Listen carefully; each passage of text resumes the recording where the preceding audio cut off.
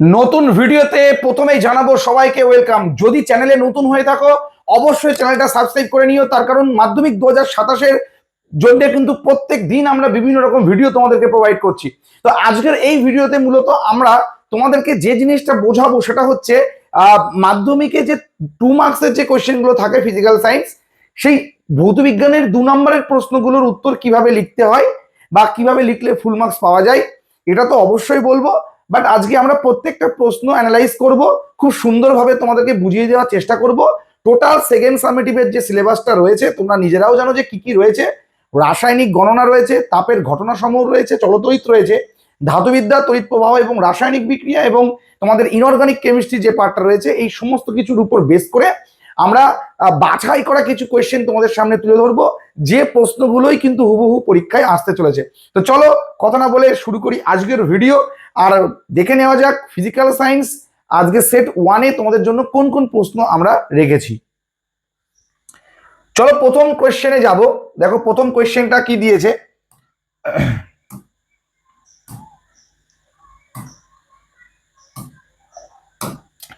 প্রথম কোয়েশ্চেন দেখো, 1 নম্বর কোয়েশ্চেন দিয়েছে যে কোনো কঠিন পদার্থের তাপ পরিবাহিতাঙ্ক বলতে কি বোঝায়, এর এসআই একক লেখো। বুঝতেই পারছো ভালো একটা প্রশ্ন।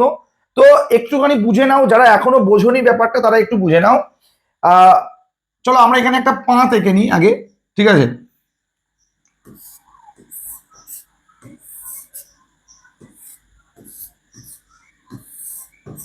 মনে করো এটা একটা ধাতব পাত, প্রস্থচ্ছেদের ক্ষেত্রফল এ ধরে নাও। এই পাশের অর্থাৎ এই যে ক্ষেত্রফলটা আমি এখানে দেখাচ্ছি এটার উষ্ণতা ভেবে নাও θ1 আর এটা হচ্ছে θ2। তো এই প্রসঙ্গে বলে রাখি θ1 গ্রেটার দেন θ2। আর এই যে দেখতে পাচ্ছ থিকনেস অর্থাৎ আমরা যে পাতটা নিয়েছি সেটা কতটা পুরু আমরা ধরে নিলাম, সেটা হচ্ছে ডি একক বেধযুক্ত একটা ধাতব পাত। আর এই এ ক্ষেত্রফলের মধ্য দিয়ে লম্বভাবে কিউ পরিমাণ তাপ টি সময় ধরে প্রবাহিত হচ্ছে। তাহলে কি কি পেলাম আমরা? আমরা একটা ধাতব খণ্ড নিলাম যার প্রস্থচ্ছেদের ক্ষেত্রফল হচ্ছে এ, ডি হচ্ছে বেধ, আর যে পাশটা তোমরা দেখতে পাচ্ছ সেটার উষ্ণতা হচ্ছে θ1 আর বিপরীত পৃষ্ঠের উষ্ণতা কিন্তু হলো θ2। যেখানে আমরা ধরে নিয়েছি θ1 বড়, θ2 কিন্তু ছোট। তাহলে লম্বভাবে কত পরিমাণ তাপ যাচ্ছে, কিউ পরিমাণ তাপ টি সময় ধরে প্রবাহিত হচ্ছে। তাহলে আমরা কিছু সম্পর্ক তৈরি করি। তার আগে তোমাদেরকে একটু বলে রাখি যে θ1 গ্রেটার দেন যদি θ2 হয় তাহলে এখানে উষ্ণতা পার্থক্য কত হয় তোমরা জানো। উষ্ণতা পার্থক্য, তাহলে উষ্ণতা পার্থক্য হয়ে যাবে θ1 মাইনাস θ2, এটা হয়ে যাচ্ছে আমাদের উষ্ণতা পার্থক্য। চলো এবার এই লম্বভাবে প্রবাহিত হওয়া যে কিউ পরিমাণ তাপ, এই কিউ পরিমাণ তাপের সাথে প্রত্যেকের কি সম্পর্ক আমরা একটু বুঝি। দেখো কিউ এর সাথে যদি আমরা এখন দেখি যে প্রস্থচ্ছেদের ক্ষেত্রফল, সেটা কি সম্পর্ক হবে, নিশ্চয়ই সমানুপাতিক। বুঝতেই পারছো যে কিউ এর সাথে কিন্তু এ সমানুপাতিক সম্পর্কে থাকছে, অর্থাৎ যেটাকে তোমরা বলছো সরল সম্পর্ক। এটা আমার 1 নং সমীকরণ কনসিডার করো। নেক্সট কিউ এর সাথে যদি সময়ের আমরা সম্পর্ক খুঁজি, তোমরা বুঝতেই পারছো যত সময় বেশি দেবে তত এই কিউ পরিমাণ তাপ কিন্তু বেশি পরিমাণে প্রবাহিত হবে। এটাও কিন্তু হয়ে যাচ্ছে আমাদের 2 নং সমীকরণ, যেটা সরল সম্পর্কে রয়েছে। নেক্সট যদি আমি এখন যাই উষ্ণতা পার্থক্যের সাথে কি সম্পর্ক, তাহলে তুমি নিজেই বলো যে উষ্ণতা পার্থক্য যদি আমাদের টেম্পারেচার ডিফারেন্স থাকে তাহলে আমাদের কিউ এর পরিমাণও বাড়তে থাকবে, অর্থাৎ সরল সম্পর্ক। তাহলে θ1 মাইনাস θ2। তাহলে রইল বাকি কে? রইল বাকি কিন্তু এই যে বেধ বা যেটাকে তোমরা বলছো পুরু, সেই ডি এর সাথে কি রিলেশন সেটা কিন্তু আমরা এখন জানবো। তাহলে কিউ এর সাথে ডি এর কি রিলেশন হতে পারে তোমরা নিজেরাও জানো। তোমরা দেখবে বাড়িতে যদি তোমার মা বা কাকিমা বা জেঠিমা যেটা দিয়ে রান্না করছে সেই কড়াইটা যদি বেশি পুরু হয় তাহলে কিন্তু তোমার গ্যাস ওভেনে রান্না করতে অনেকটা সময় লেগে যাবে, অর্থাৎ তাপের পরিবহনের যে হারটা সেটা কিন্তু অনেকটাই কমে যাবে সেই ক্ষেত্রে।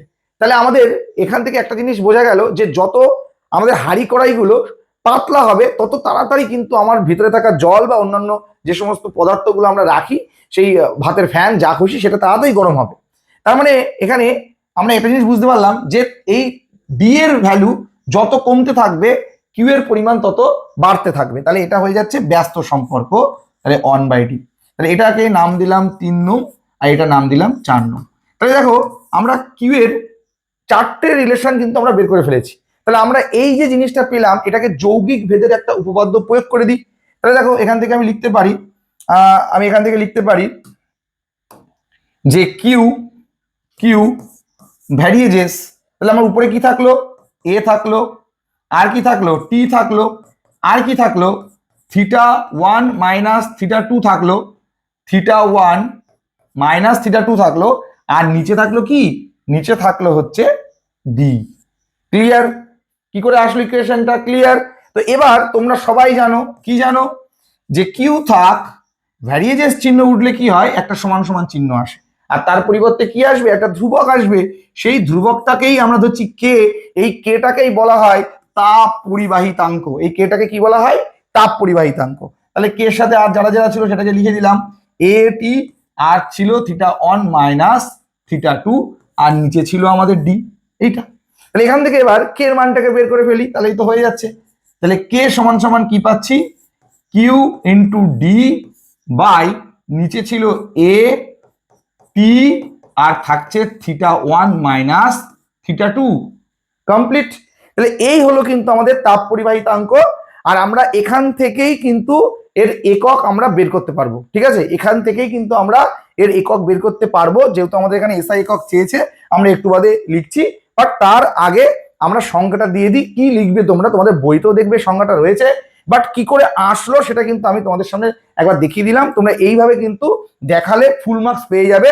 তাহলে আমরা এখন যদি সংজ্ঞা দিই, তাহলে কি সংজ্ঞা দেবো, যে আমরা এমন একটা ধাতব খণ্ড নিলাম, যে ধাতব খণ্ডটা আমরা নিয়েছি তার ধরে নেব এর মান 1, মানে হচ্ছে একক ক্ষেত্রফল যুক্ত, এমনকি যে উভয় পৃষ্ঠের যে উষ্ণতা পার্থক্য সেটাও যদি একক হয়, এবং একক বেধ, তাহলে একক সময়ে লম্বভাবে পরিবাহিত যে তাপ সেটাকে আমরা বলবো তাপ পরিবাহিতাঙ্ক। অর্থাৎ এই ক্ষেত্রে আমাদের কি হয়ে যাচ্ছে, আমাদের এই ডি, আমাদের এ টি, আর এই θ1 মাইনাস θ2 অর্থাৎ উষ্ণতা পার্থক্য সব যদি এক হয়ে যায়, অর্থাৎ একক হয়ে যায়, তাহলে লম্বভাবে প্রবাহিত হওয়া যে তাপ, সেই তাপের পরিমাণটাকে আমরা বলছি ওই ধাতব যে খণ্ডটা আমরা নিয়েছিলাম বা ধাতব উপাদানটা নিয়েছিলাম তার তাপ পরিবাহিতাঙ্ক।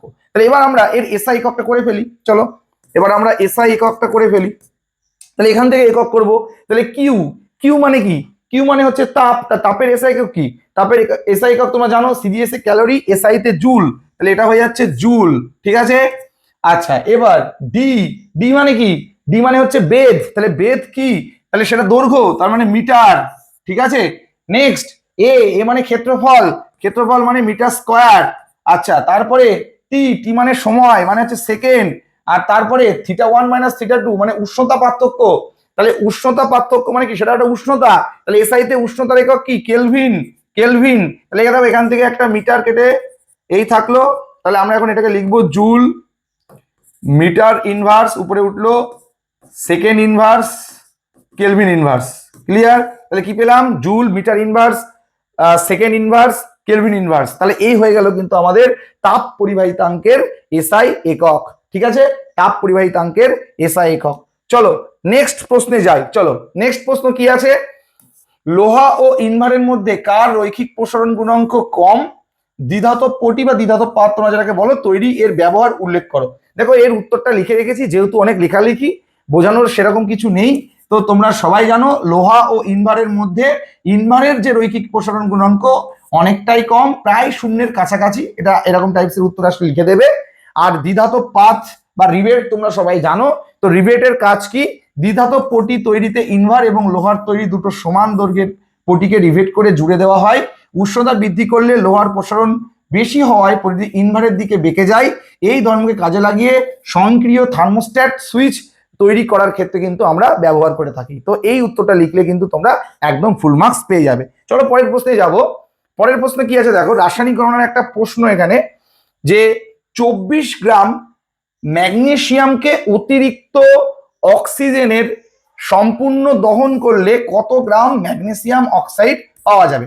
এটা একদমই একটা পাঁতি এবং বাচ্চাদের কোয়েশ্চেন বলতে পারো, তাও এই প্রশ্নটা কোনো রকম ভাবে কিন্তু 2 মার্কসে চলে আসতে পারে, এরকমও দিয়ে দেয়। তো তো এইরকম টাইপসের অঙ্কগুলো কিভাবে করবে একটু বলি। ম্যাগনেসিয়ামের সাথে কার অক্সিজেনের বিক্রিয়া, তাহলে Mg প্লাস O2 অক্সিজেনের সাথে বিক্রিয়া হচ্ছে, তাহলে সেখান থেকে কি তৈরি হবে, MgO তৈরি হয়ে গেল, ম্যাগনেসিয়াম প্লাস অক্সিজেন তৈরি হলো ম্যাগনেসিয়াম অক্সাইড। তো একটু ব্যালেন্স করে নিই, চলো ব্যালেন্সটা করে নিই। অক্সিজেন দুটো আছে, তাহলে এখানে আমার 2 দিতে হবে, Mg দুটো হয়ে গেল বলে আবার এর সামনেও কিন্তু একটা 2 দিতে হলো, তাহলে 2Mg প্লাস O2 2MgO। তো এবার আমরা এখানে একটু বের করি, আমরা এদের যে আণবিক ভরগুলো আমরা বের করে ফেলি। Mg তাহলে 12 দুগুণ 24, 24 দুগুণ 48 হয়ে যাচ্ছে।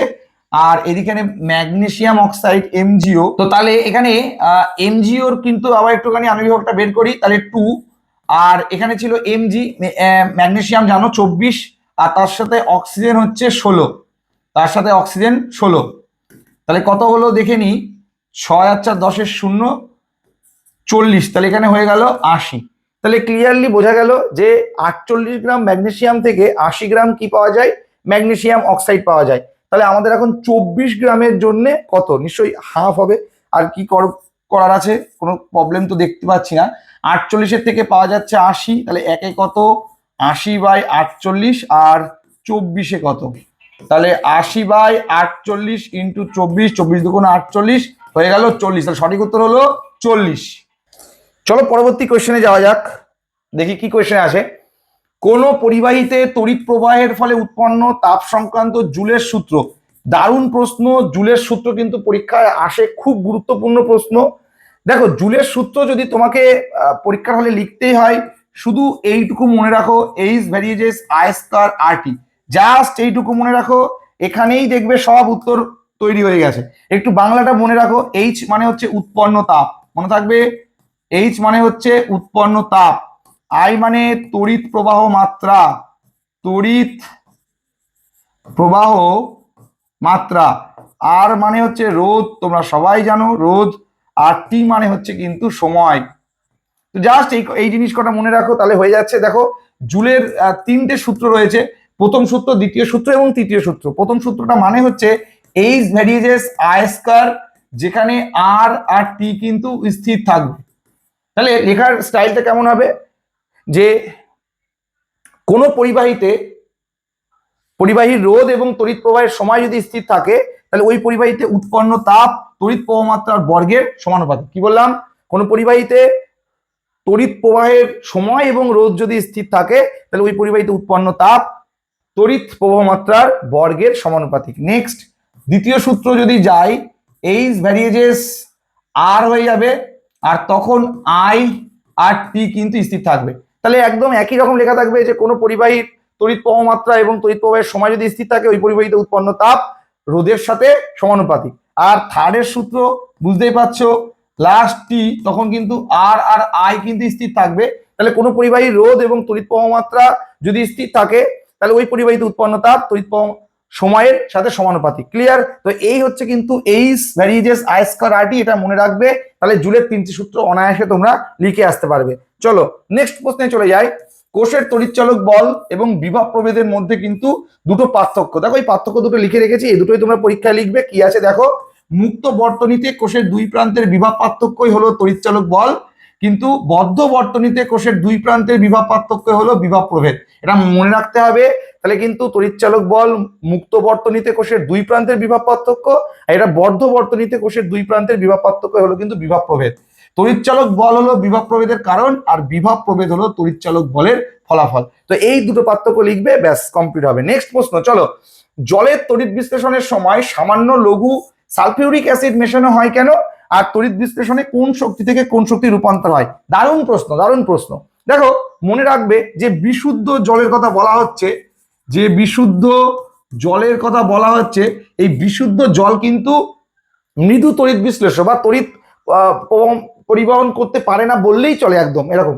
তো এর মধ্যে কি হয়, যদি একটু H2SO4 যদি মেশানো হয়, সালফিউরিক অ্যাসিড যদি মেশানো হয় H2SO4, তাহলে কি হয়, জলের মধ্যে আয়নের মাত্রাটা বেড়ে যায়। আর আমরা সবাই জানি যে আয়ন হচ্ছে তড়িৎ পরিবহন করতে সক্ষম, আর এই আয়নগুলো না থাকলে কিন্তু আমরা তড়িৎ বিশ্লেষণ প্রক্রিয়ায় যে সমস্ত কাজকর্মগুলো করি সেগুলো কখনোই কিন্তু সংগঠিত করতে পারবো না। তাই মনে রাখতে হবে যে জলীয় দ্রবণ বা আমরা যে দ্রবণ নিয়ে কাজ করব তার মধ্যে যদি আয়নের উপস্থিতি না থাকে তাহলে কিন্তু সেক্ষেত্রে সে তড়িৎ পরিবহন করতে পারবে না। তাই বিশুদ্ধ জল, আবারও বলছি যে জল যেটার কথা বলছি, জল কিন্তু তড়িৎ পরিবহনে অক্ষম। তাই যদি তার মধ্যে কিছুটা সালফিউরিক অ্যাসিড মেশানো যায় তবে তার মধ্যে একটা আয়নের মাত্রা বেড়ে যাবে এবং সেই জল তখন কিন্তু তড়িৎ পরিবহন করতে সক্ষম হবে। আর তড়িৎ বিশ্লেষণে কোন শক্তি থেকে কোন শক্তি রূপান্তর হয় তোমরা সবাই জানো। কোন শক্তি থেকে কোন শক্তিতে রূপান্তর হয় তোমরা সবাই জানো, ডিসি ভোল্ট, তাই না? আমরা ডিসি কারেন্ট ইউজ করি, তো ডিসি কারেন্ট, তো আমরা বুঝতেই পারছি তড়িৎ শক্তি থেকে রাসায়নিক শক্তি, মনে থাকবে লিখে রাখি, তড়িৎ শক্তি থেকে কিন্তু রাসায়নিক শক্তিতে কিন্তু রূপান্তর হয়, মনে থাকবে। এটা কিন্তু দারুণ একটা প্রশ্ন। চলো, তড়িৎ শক্তি থেকে রাসায়নিক শক্তি। চলো পরের প্রশ্ন, একটি তামার চামচের উপর রূপোর তড়িৎ লেপন করতে হলে ক্যাথোড, অ্যানোড এবং তড়িৎ বিশ্লেষক হিসাবে কি ব্যবহার করবে? এটা একটা ভালো প্রশ্ন। এরকম টাইপসের প্রশ্ন 3 নম্বরে আসে কিন্তু, কারণ এই প্রশ্নগুলো 1+1+1 এইভাবে থাকে কিন্তু, ঠিক আছে, 3 নম্বরে থাকে। তাহলে তোমরা মনে রাখবে আমরা এখানে 3টে জিনিস ব্যবহার করব। একটা হচ্ছে ক্যাথোড, একটা হচ্ছে অ্যানোড, আর একটা হচ্ছে তড়িৎ বিশ্লেষ্য পদার্থ, একটা হচ্ছে তড়িৎ বিশ্লেষ্য পদার্থ। এই হচ্ছে টোটাল 3টে জিনিস আমরা ব্যবহার করব। এবার কোথায় কোনটা ইউজ করব সেটাই হচ্ছে দেখার ব্যাপার। চলো, তো তামার চামচের উপর রূপোর প্রলেপ, মনে রাখবে যার উপর প্রলেপটা দেওয়া হবে সেটা থাকবে ক্যাথোডে, আর যার প্রলেপ দেওয়া হবে সে থাকবে অ্যানোডে, আর যার প্রলেপ দিচ্ছিস সেখান থেকে নির্মিত হওয়া কোনো একটা লবণ আমরা ইউজ করে দেবো। তাহলে এখানে কার উপর দিচ্ছি? তামার চামচের উপর দিচ্ছি। তাহলে ক্যাথোডে নেব তামার চামচ, দেখা যাবে না, অন্য কালি নিতে হবে। চলো, তামার চামচ এখানে হয়ে যাচ্ছে তামার চামচ। এবার দেখো অনেকে মাতব্বরি করে তামা লিখে দিয়ে চলে আসে, তামা লিখলে কিন্তু ভুল হয়ে যাবে, তামার চামচ পর্যন্ত তোমাকে লিখতেই হবে। আর অ্যানোডে কি নেব? অ্যানোডে নেব হচ্ছে তোমার রূপো, যেটা তোমরা যেখানে বলছো এজি, এটা নেব। আর তড়িৎ বিশ্লেষক হিসেবে কি নেব? পটাশিয়াম আর্জেন্টো সায়ানাইড, তাই তো, KAgCN তার হোল 2, পটাশিয়াম আর্জেন্টো সায়ানাইড, ক্লিয়ার? চলো নেক্সট কোশ্চেনে যাই। নেক্সট কোশ্চেন, চলো, থার্মিট পদ্ধতি কি? এর একটি ব্যবহারিক প্রয়োগ পরীক্ষায় এসে গেছে। থার্মিট পদ্ধতি আর এর ব্যবহার পরীক্ষায় এসে গেছে। দেখো উত্তরটা লেখা রয়েছে খুব সুন্দরভাবে, তোমরা এটাই লিখবে যে উচ্চ উষ্ণতায় অক্সিজেনের প্রতি অ্যালুমিনিয়ামের তীব্র আসক্তিকে কাজে লাগিয়ে ফেরিক অক্সাইডের সাথে অ্যালুমিনিয়াম চূর্ণের মিশ্রণকে উত্তপ্ত করে গলিত লোহা নিষ্কাশন করার পদ্ধতিকে থার্মিট পদ্ধতি বলা হয়। আমরা বিক্রিয়াটা এখানে লিখে রেখেছি, Fe2O3, সেখান থেকে তার সাথে অ্যালুমিনিয়ামের বিক্রিয়ায় Al2O3 এবং Fe, এবং সেখান থেকে কিছুটা পরিমাণ তাপ কিন্তু তৈরি হলো। আর এটা প্রয়োগ রেল লাইনের ভাঙা ফাটল যে সমস্ত জায়গাগুলো রয়েছে সেই অংশগুলো জোড়া লাগাতে গলিত লোহা কিন্তু ব্যবহার করা হয়। এটা 5 স্টার রেটিং কিন্তু একটা কোয়েশ্চেন বলতে পারো। থার্মিট পদ্ধতি কি? এর একটি ব্যবহার, দারুণ একটা প্রশ্ন। চলো নেক্সট প্রশ্নে যাই।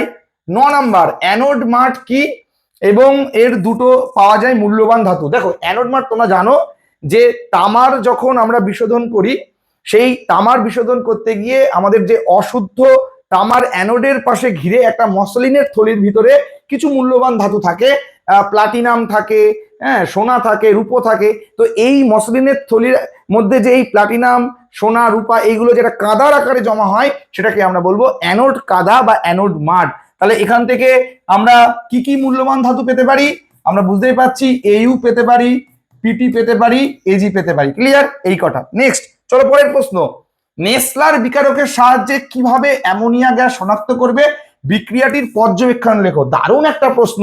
দেখো নেসলার বিকারক K2HgI4 কি, তাই তো, K2HgI4 এটা হচ্ছে আমাদের নেসলার বিকারক, যেটাকে আমরা বলছি পটাশিয়াম মার্কিউরিক আয়োডাইড। কি হয় এই K2HgI4 যেটাকে আমরা বলছি পটাশিয়াম মার্কিউরিক আয়োডাইড, এর মধ্যে যদি অ্যামোনিয়া গ্যাস চালনা করা হয় তাহলে একটা তামাটে বর্ণ ধারণ করে, তামাটে বর্ণের অধক্ষেপ পাওয়া যায়।